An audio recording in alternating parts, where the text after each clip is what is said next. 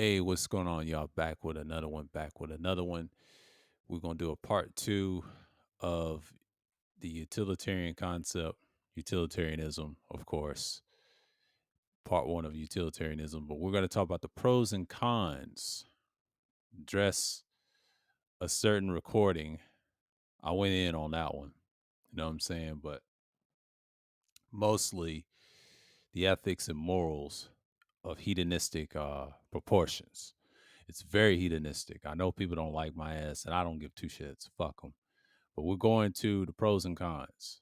So the pros and cons, or should I say the 13 advantages and disadvantages of utilitarianism theory, right? These are pros and cons. So we're going to read these off, and then and we'll back up our claims or we substantiate. And this is from the Green Garage blog.org. Yes, it's by where's the scholar that this was posted 2019 by Brandon Miller, March 31st, 2019. The source by him. He wrote this at the university, I believe it's the University of Texas, I believe, or is it University was it the University yeah, the has a BUA at the University of Texas at Austin, University of Texas Austin, right? This is a guy from University of Texas Austin. He even say that concept is bad for people, but it's actually hurting American society. You got it in government. They're not going to tell you about. So it's pretty much you're just going to see what you're going to hear. Sort of. So before we get into it, yes, part one, we talked about the ethics of it. We talked about, is it hedonistic? Yes, it's very hedonistic in its own purified form. So basically, you're just going to have a philosophy that's been around for since like the 19th century, but it also adopt the principles of Epicurus, and we're going to break this down in this clip that I'm going to post, you know, on this very day of Wednesday, they would say. And next Wednesday, we'll do the final part of it. We're going to explain, is it really hurt?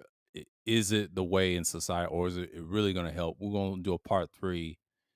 Is it valuable in the 21st century? Is it valuable? You know what I'm saying? Is it really valuable? 23rd century.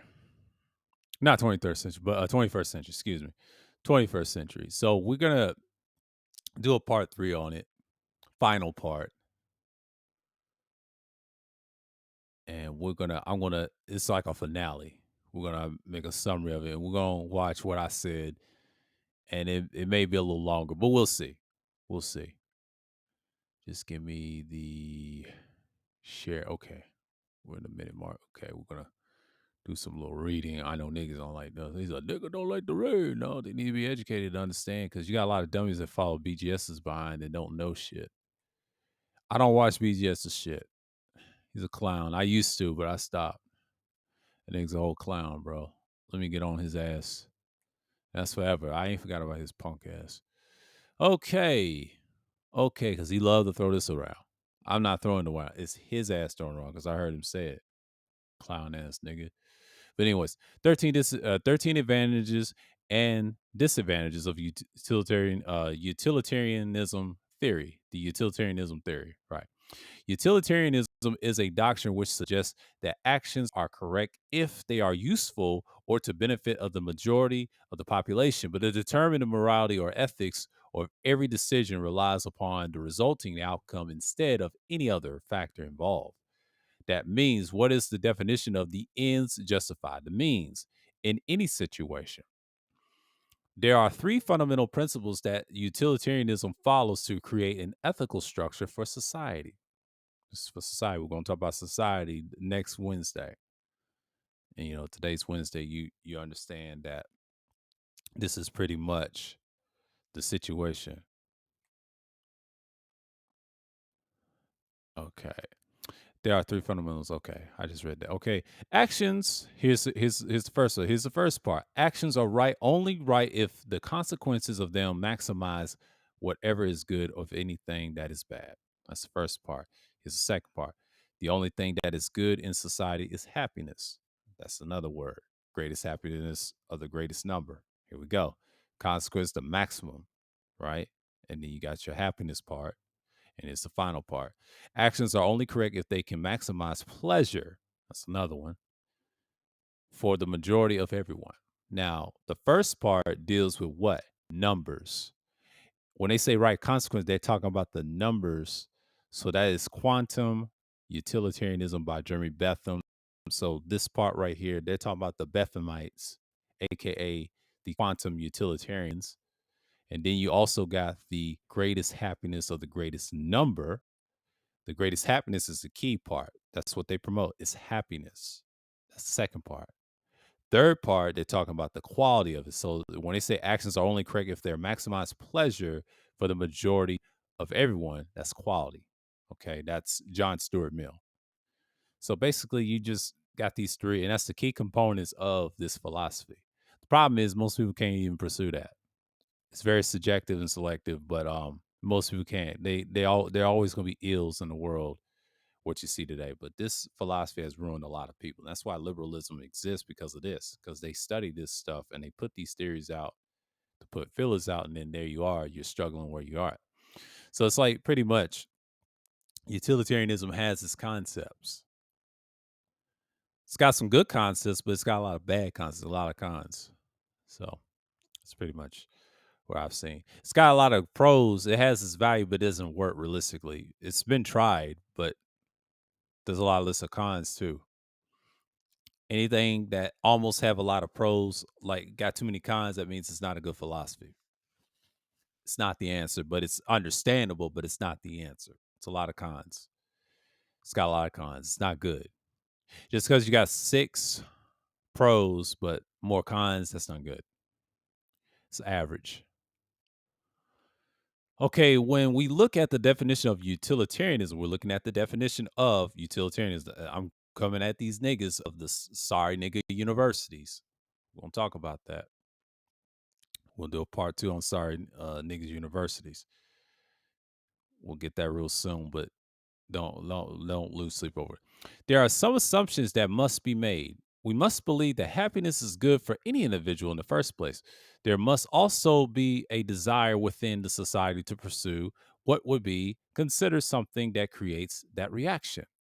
By doing so, the idea in that is that suffering could be reduced because we are all working together to create a world that is a mutually happy. These are critical utilitarianism pros and cons to review when looking at the definition of this theory. So that last part says there's critical utilitarianism pros and cons to review when looking at the definition of this theory. So I just want to read that last part again. But that right there just shows you. That's what we're going to talk about. List of pros and cons. Here's the list of pros of utilitarianism, right? Here's we go. Number one, we get to focus on happiness as a society. I talked about this before in pre-record, but now I'm doing this again and make a series out of it. The reason why utilitarianism is a popular theory is to due to the fact that it puts happiness as the center reason for our existence. That's why it's the number one problem in society. It doesn't work. Everybody's not always happy all the time because certain circumstances people get discriminated against and all the other stuff. And people's divided on different beliefs too. Ideologies have a thing like that. But this philosophy is kind of out there, but it ruins. That's why liberalism exists because of that. That's why it's very popular for most people. When we look at the societies around the world today, it is clear that people are not experiencing this emotion. Yeah, see, it says right here. But people tend to feel happier when they have access to more financial resources. See, that's the problem right there. That's the problem that they shouldn't have told on itself right here. Financial resources. That's why people. That's the number one problem. That right there, and then the birth of liberalism through this. You already know John Stuart Mill knew what he was doing. A lot of people don't experience a lot of happiness. They try to give you this solution, but there's a lot of cons to it. More financial resources, but they also tend to experience this more often when there are fewer worries about future employment. In a world where utilitarianism is a primary emphasis of each action, we could reduce unemployment rates and improve household incomes because we will be looking at the effects and instead of the process for the results. So that's part one. We're going to do some extended reading. Get this out in the results. That's part one. That's number one. That's the first. And it says we get focused on happiness as a society. That's number one. Here's number two. It teaches us that harming other people is wrong. That's number two. That's what it claims. But but that's a whole nother. We ain't gonna get into that. Anyone can define a personal moral definition they argue for it with the rest of the community. What utilitarianism teaches is that our definition of morality and ethics comes from a community-based perspective instead of an individual outlook. Let's read this part again. What utilitarianism teaches is that our definition of morality and ethics come from a community based perspective instead of an individual outlook. See that right there? That's what they try to promote, right? It teaches us that harming people is wrong, right? They teach about a little bit of moralistic, like consequentialism and all that stuff. I talk about this a lot. There may be choices that makes us happy as an individual, but if it doesn't help others, then this theory says that it is a they said this theory says that it is an incorrect choice. It shows us that harming others for the sake of our personal benefit is not a helpful approach. See, that's what they try to promote. That's what liberals try to promote here. That's what it says. They say it's a wrong act, so it's moral, right? Moral ambiguity, but we ain't gonna get into that. There's no such thing as moral ambiguity if it becomes a wasteland culture, but we ain't gonna get into that. Utilitarianism is an easy theory to implement. There's only one process to focus upon when implementing a society that functions from a foundation of utilitarianism. Happiness, all we need to do is to make this theory work together in a majority group, but then work to determine what the positive or negative effects of each choice would be. But this decision making process is something that we all do from our first days of childhood. Incorporating into group theory is a natural step forward. It is a secular system that focuses on humanity. One of those significant struggles humanity faces when looking at life from a societal perspective is our vision of spirituality.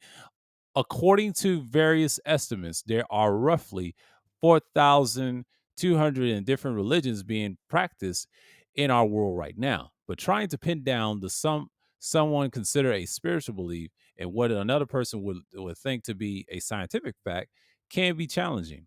When we place the focus on each moral decision based on happiness alone, then we eliminate the inconsistencies which occur when focusing on supernatural deity from an individual perspective. So that's the fourth part. It's a secular system that focuses on humanity. That's what utilitarianism boasts. That's what liberalism does too. It says the same thing too. Utilitarianism is an easy theory to implement. Yeah, it's easy. Look at American society. Most of the military preaches this shit on the low. They promote the conservative, what they call it, democracy that doesn't exist, is a republic. They promote what? Utilitarianism concepts, and they hide behind liberalism as a buffer. That's their philosophy is liberalism, but it did came from this philosophy too by John Stuart Mill, and he helped the founding fathers get this ideology, and the people that runs this planet pushes this as well. It's a dangerous philosophy, but it doesn't benefit. It's not realistic. It's good in governmental and political factors, but as a whole worldwide, no. Get many problems. We'll get into the cons in a minute. I explain why I agree with the cons more than I do the pros. Pros, it sounds great. It's not realistic though. Most people have different functions. There's some cons to it. Here's the fifth part. Utilitarianism seeks to create the highest good. Although it's a perfect world, we would want to see everyone has an equal happiness and opportunities. There's enough of a difference with our various subgroups that can make this impossible to achieve. That's why utilitarianism focuses on the majority as a group for happiness instead of everyone. When we are pursuing the ideas that bring the maximum level of joy into our lives, but then we are limiting the potential for harm to occur in our families, communities, and overall culture. So that's utilitarianism seek the highest good, the greatest good. That's what they try to promote. Right? And his number is yeah, actually there's 7 pros. My fault, because I it's been a minute since I read this. It's 7 pros. Excuse me. It's probably how many cons we got? Okay, we got at least 6. So if a philosophy that has 7 pros but 6 cons, that's not good. That's average. That's not good. That is not good if you promote that. We ain't get to cons yet. We're going too fast. Okay, let's go with number six. We did number five, and it says, "What overall culture?" Here's number six. It focuses on the democratic process for forward movement. There's some truth to that. Somewhat of conservative, yeah. But utilitarianism does birth both philosophy, like the conservative view, what they call democratic policies, or mix of republic, but we ain't gonna get into that. But that's what this guy is saying in some aspects, but it's actually liberal. I want to call it. In a typical democracy, that's the modern term people use now, but it's a oxymoron for conservatism, but we ain't gonna get into that. But the passage of legislation or the elections of representative occurs where there is a 50% plus one vote majority. We use this structure because it is seen as being the fairest solution, but the balance and the differing interests that everyone has for their lives. All modern governance structures, which feature democratic principles, use this philosophy. That means we are already using these principles of this theory to create happiness in our lives. Now we just need to take the next step forward to apply it outside of government. Okay, that's number six. Here's number seven. We get to focus on objective, universal solutions. That's what this is promoting on the pros, right? The reason why utilitarianism offers such a promise as a societal approach is I'll read this again. My fault. I'm stumbling a little bit. My fault. Let's read it from the top again. Okay. The reason why utilitarianism offers such a promise as a societal approach is because it incorporates universal ethics in an objective manner. We can accurately measure the positive and negative consequences of each action we decide to take as a group. It is a process which also allows us to create an independent way of determining what is right and wrong from a moral or ethical perspective. These principles apply across the board in all human societies. That's what it says in number seven. So we get to focus on an objective universal solution. See, this is a solution to base, but this is not realistic. But that's the pro they pushes, right? That's the pro. That's why it's easy to identify because we're ingrained in it. I'm trying to tell you, when I first read this 2 years ago, and I saw this, and everybody kept talking about it because I heard BGS was talking about it, his clown ass. Basically, that's what people are trying to promote. But there's some cons to it. It's six cons, and that's not good. It's average at best. Let's just say it like that, average at best. you know, list of cons of utilitarianism. Number one, we do not consider any other element besides happiness. Utilitarianism only focuses on the majority of happiness as a way to determine ethics and morality. It is essential that we are. It is essential that we remember there are other items of value to consider when looking at the overall experience of what it means to be human. See, let's read that part again. It is essential that we remember there are other items of value to consider when looking at the overall experience of what it means to be human, right? And here's the love part. Love is something which offers tremendous value, but it also can cause extraordinary heartbreak. We eat foods like kale. We eat foods like kale because we know that is a healthier choice than eating Twinkies every day. Even we are preferred to do the latter because it makes us feel better. Comfort food. The comfort food conversation, okay? And there are decisions that we make every day that look at the long-term perspective rather than how we feel in the moment. Utilitarianism has some benefits, but it also ignores a lot of our life experiences. That's facts. That's facts. This is the only con right here. We do not consider any other element besides happiness. That's the biggest weakness of utilitarianism. It doesn't work. It works on a political level in theory and in philosophy, but quite as kept, it don't work for the rest of the world.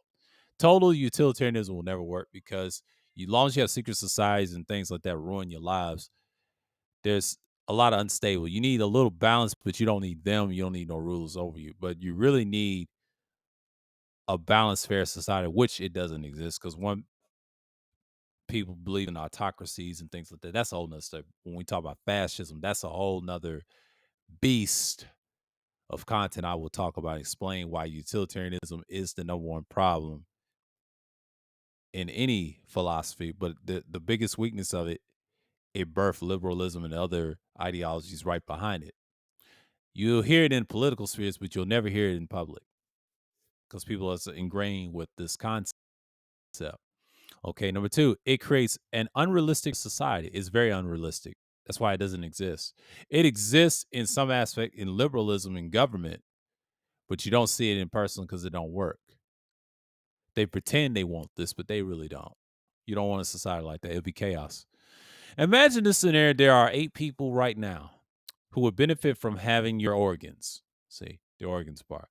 When looking at the principles of utilitarianism, the balance of happiness, here we go, balance of happiness, over harm supports the idea to putting you to death to improve the satisfaction of everyone else. Why? Because you are not in that majority. If there are 8 other people and you you to make 9, the chances are that everyone else will vote save themselves as a group, but the expense of your life. That is why the ends can never justify. He said that's why the ends can never justify the means. Let's read this a fucking again. That's why the ends can never justify the means. It makes it too easy for the majority of people in society to create harm using balancing principles. The happiness of the minority must also come into consideration. This is why I bring up what? Secret societies and Freemasonry. This right here. This right here is why I don't agree everything about this philosophy. And I'm glad I put this out there. And it's called it creates an unrealistic perspective for society. And there's a reason for that. There's tons of reasons for that because without it, you always got somebody pulling the strings of people. It does exist. I don't give a damn what nobody say. Fuck what any motherfucker say on this platform. It does exist. If it didn't exist, why the fuck we got trained idiots and athletes and bitch ass niggas in these spaces have that mindset? Stop it. That's why utilitarianism is a cancer because it birthed liberalism. There's proof right there, but there's a lot of cons to it. It does not work. That's what they're trying to push on these sorry platforms that we're on. I'm just saying. I'm just saying. If you don't have that mindset, they don't want you part of the group. It's too fucking easy. That's how they think, and it's not realistic. It does not work. It's a lot of cons. Number 3, utilitarianism. I'll say number 3. Utilitarianism can be unpredictable. It's very unpredictable, and that's right. Liberalism is very unpredictable too, because it was birthed by this philosophy as well. Because they use utilitarian concepts all day. That's what they do. What was the last time you were able to predict the future accurately? There are times when we can take an educated guess as to what is going to happen, but it is very rare to receive pre-notion pre pre-notion about a future event that actually comes true. That means it's incorrect based on ethical choices, but what they are or may not happen tomorrow. We must focus on what happens now in this moment to determine what path we can pursue to create improved society. If we're looking at a potential, then there is a possibility that we could achieve nothing. See, there you go. That's number 3. It's very unpredictable. Very unpredictable. Okay, we got number 4. It also relies on people making consistent decisions. Consistent decisions now. Let's read this part again. It also relies on people making consistent decisions. See? There you go. That's another con. If there's one thing that humans are good at doing, is changing their mind, which is true. We do it all the time. You cannot trust anyone to ask for the greater good if the majority decides to get rid of all the other structures which support societal health and wellness. This is very true. You can't trust anyone. That's facts. The average person will act selfishly whenever they are faced with a difficult decision, but no matter what their upbringing or spirituality happens to be. And this is also true right here. And this is another kind. I agree with this right here. Why do people follow religions in the first place? The goal of being saved isn't the initial help anyone else find some level of internal salvation. It is to create a life insurance policy for an unpredictable future because that is what offers comfort to the soul. This process will be happening immediately if society shifted to utilitarianism. There we go. Yeah.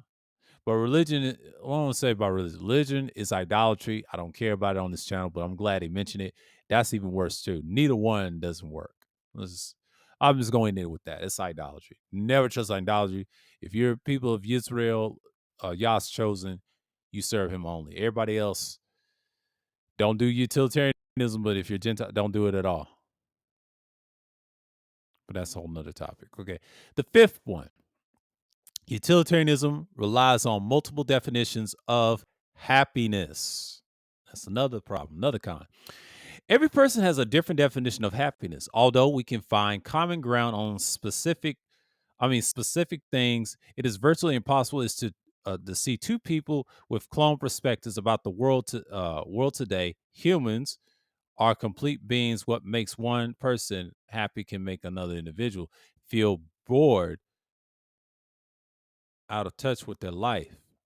That means we are faced with two choices. We could either find common ground with our experience to compromise on a definition of happiness, or only allow the description of the majority to exist. It relies on too much happiness. And the fifth part is well said. There's no need to say right there. So here's number 6. It creates the potential for the majority to rule through tyranny. It creates the potential for the majority to rule through tyranny, which is true. And I think it stops at 6, right? And this is the good part. People who self-identify being an evangelical, let's read this part again, okay. People who self-identify as being an evangelical in the United States do not support the idea of same-gender marriage at the level of 67%, although younger evangelicals support the idea of the majority at 53%. But the significant population of older adults skews the overall percentages. Now, imagine the laws being even created based on the concept of utilitarianism in this population group. If you identify as the LGBTQIA or the alphabet group, right, plus individual in this society, you would be unable to get married.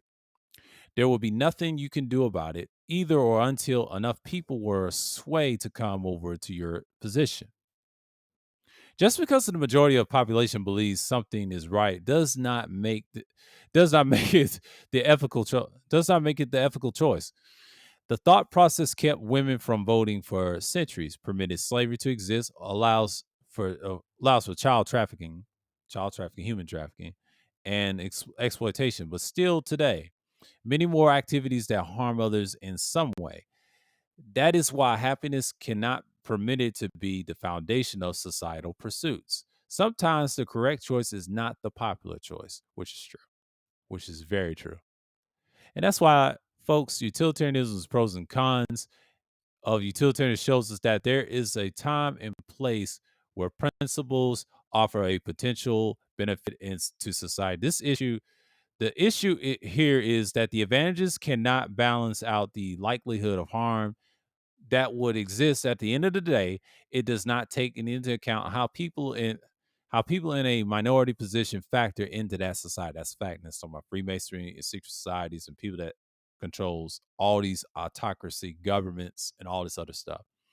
And that has a big influence. And number one is idolatry rules. So the sins of Esau already got that set up. But you got to take that into account. And anybody that has that evil mindset of autocracies, but don't believe in the Heavenly Father's name and whatever. But that's a whole nother subject. But as an average person looking at it, it does not help.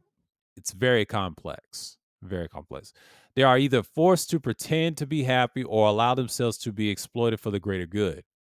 And that's what's happening. Let's read this part again, this last part. They are either forced to pretend to be happy or allow themselves to be exploited for the greater good. See? Arthur, they said about this author, he has a BA from the University of Texas at Austin. Okay.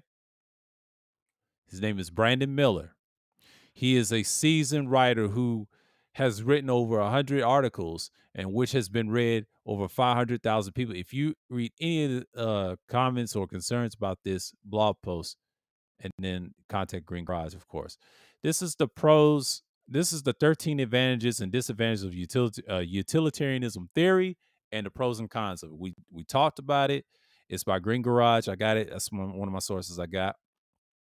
And let's read the history of it on the philosophy basics, of course. Utilitarianism is a movement, ethics, like it says, political philosophy in the 19th century England, which proposed the greatest good for the greatest number, of course, as the overriding rule in all decisions. Utilitarianism is the idea of moral worth, with action is solely determined by its contribution to overall utility and maximizing happiness or pleasure as summoned among all people, i.e., the greatest happiness for the greatest number of people. It starts from the basis that the pleasure and happiness are intrinsically valued, that the pain and suffering are intrinsically disavaluable, and that anything else has a value only and it consists causes of happiness or preventing suffering. But see this section, the doctrine of utilitarianism, for more details. So that's we got the more details. We talked about the other one. Yes, hedonism, Epicureanism, David Hume, and all this other stuff. Yeah. So we talked about it, right? But it's a philosophy, it's an ideology that's been around forever since 19th century, and then America's pushing that to brainwash people. That's why liberalism didn't exist. I don't think the concept exists 18th century. I don't believe it because I think utilitarianism concept has been around before liberalism because it was called Epicureanism.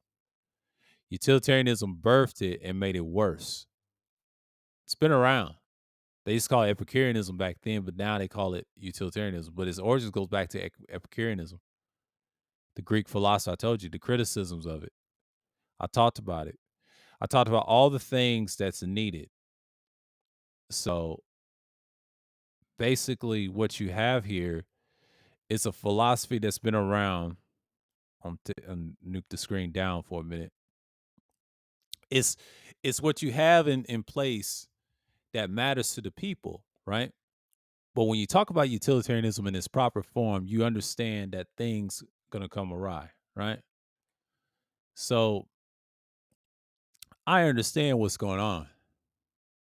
You know what I'm saying? Like I understand that people get caught up dealing with this philosophy and they did it for years, but I'm just gonna knock it off the screen for a minute and then just 13 cons and things like that.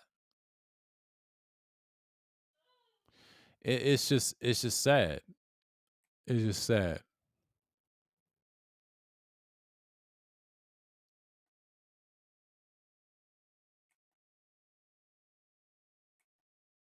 It's just sad.